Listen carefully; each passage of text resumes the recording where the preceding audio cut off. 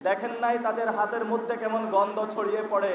আমাদের 10 দলীয় জোট হলো সেই মানুষের জোট, তারা মানুষকে বুকে জড়িয়ে নেয়। বাংলাদেশের মানুষকে বুঝাচ্ছে 10 দলীয় যারা, তারা নাকি জান্নাতের টিকিট বিক্রি করে।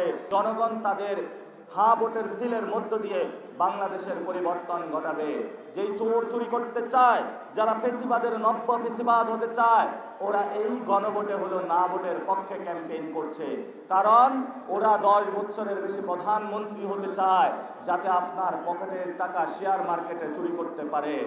ওরা জুডিশিয়ারি দখল করতে চায়, কারণ জুডিশিয়ারি কুর মধ্যে আপনার সন্তানকে, আপনার বোনকে, আপনার মাকে আপনাকে বাসা থেকে ধরে গিয়ে বিচারের কাঠ গড়ায় দিয়ে দলীয় বিচার তারা বাংলাদেশে কায়েম করতে চায়।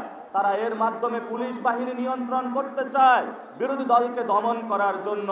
তারা মনে করছে তারা সরকারে এসে গেছে, কিন্তু বাংলাদেশের মানুষ, বাংলাদেশে যে 10 দলীয় জোট হয়েছে, সেই 10 দলীয় জোটের মাধ্যমে তাদের যে স্বপ্ন, সেই স্বপ্ন ভেঙে গিয়েছে। মানুষের মাঝে পরিবর্তন শুরু হয়েছে।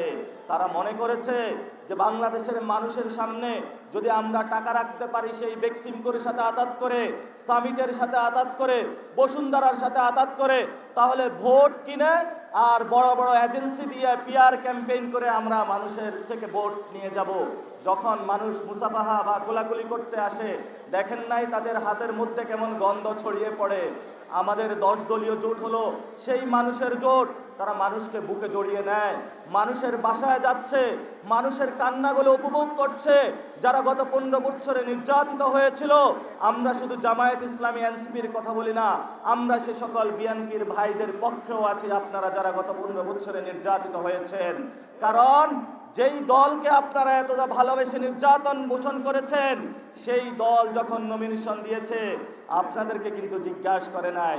নমিনেশন দিয়েছে আপনার পকেটের টাকা যে নিয়ে গেছিল সেই ঋণ খেলাপিকে। নমিনেশন দিয়েছে যে বিদেশে পালিয়েছিল দ্বৈত নাগরিক, তাকে হলো নমিনেশন দিয়েছে। লজ্জা তাদের জন্য। বাংলাদেশের মানুষের সাথে তারা প্রতারণা করেছে। আমরা নির্যাতিত বিএনপির অনেক ভাই আমাকে বলে যে ভাই আমি বিএনপি করি, মুখ খুলে কিছু বলতে পারি না, আমার লোক আমার দোকানে চাঁদাবাজি করে, আমার বিএনপি দলীয় লোক আমার দোকান দখল করে নিয়ে যায়, আমার বিএনপি দলীয় লোক আমি যদি চাঁদা না দিই আমার উপর সন্ত্রাসের রাজত্ব কায়েম করে। আমি কোন দেশে আছি? আজকে এক ভাই এসে আমাকে বলল আমি 20 বছর যাবৎ বিএনপি করি, এখন হলো বিএনপির উপর থুতু। আমি বললাম ভাই এটা কেন? বললো আমার উপর যে সে বিএনপির লোক যে নির্যাতন করেছে, নির্যাতনের পর আমি আর বিএনপি করতে পারি না। আমরা কোনো দলের বিরোধী নয়, আমরা কোনো ব্যক্তির বিরোধী নয়, আমরা হলো ফেসিবাদী সিস্টেমের বিরোধী।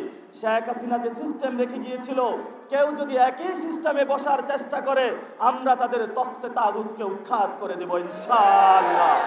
প্রিয় ভাইরা, গত 15 বছরে আলেমদের দাঁড়ে ধরে টানা হয়েছিল, এখন নতুন করে তারা বাংলাদেশকে আবার আমাদেরকে সেই ইসলাম কবির যে স্টেট আছে সেখানে নিয়ে যাওয়ার চেষ্টা করছে। তারা বাংলাদেশের মানুষকে বুঝাচ্ছে 10 দলীয় যারা, তারা নাকি জান্নাতের টিকিট বিক্রি করে। নাউজুবিল্লাহ। জান্নাত একমাত্র কার হাতে? আল্লাহর হাতে। জান্নাত কোনো ব্যক্তি বিক্রি করতে পারে না। এই ধরনের অপপ্রচারের মধ্য দিয়ে তারা মনে করেছে ক্ষমতায় যেতে পারবে।